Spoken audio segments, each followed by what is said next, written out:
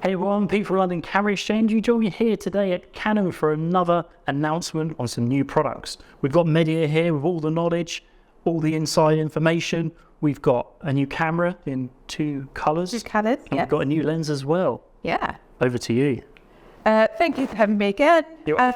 So we have the new R50. Nice. So this will be the new entry point to our EOS R system. Right.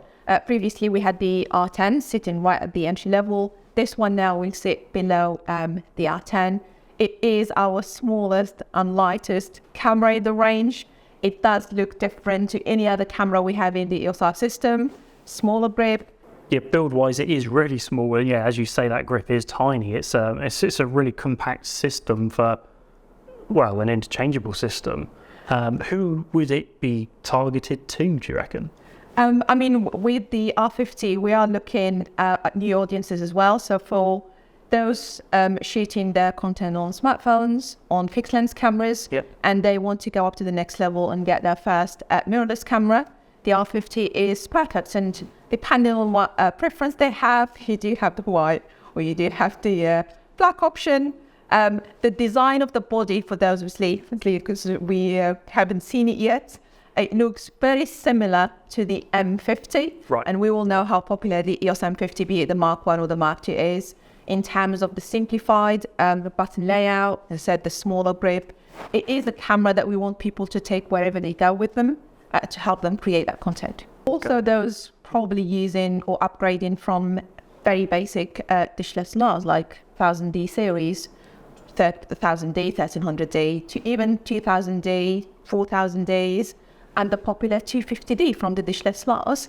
A step up from those cameras will be this, where you get, as I said, better video, better stills, faster in terms of continuous shooting, pretty much everything upgraded compared to those. Plus, it's, as I said, smaller and lighter. So at its heart is an APS-C size sensor.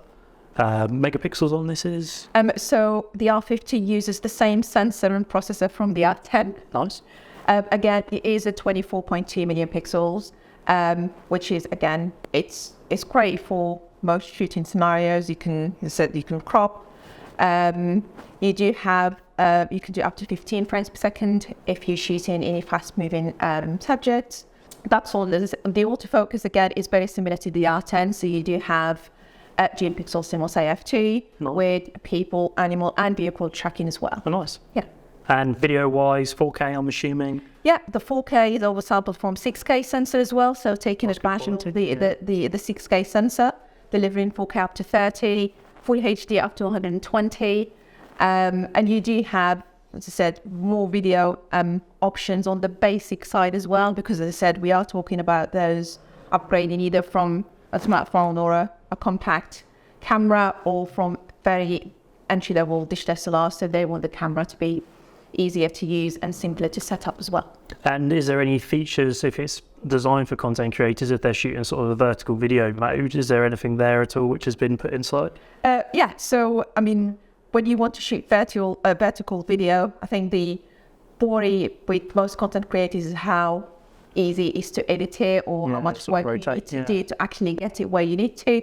With this one, when you're actually holding the camera, you see the arrow actually pointing at the direction you're holding it. All right. So from the camera, if you're holding the camera vertically, the video will be recorded vertically and then send it to your phone. You actually don't need to do anything to it. Nice. If you're shooting in the landscape orientation, then you do have the aspect ratios that you can actually enable different aspect ratios for different subjects or different framings. And with that, you can actually edit it afterwards in the computer. So you said about sending that vertical video across to the phone. So I'm assuming there's Bluetooth, Wi-Fi. Yeah, so you do have built-in Wi-Fi, Bluetooth, and you can transfer that video or the stills directly to the Canon Connect app, for example, and share it directly on social.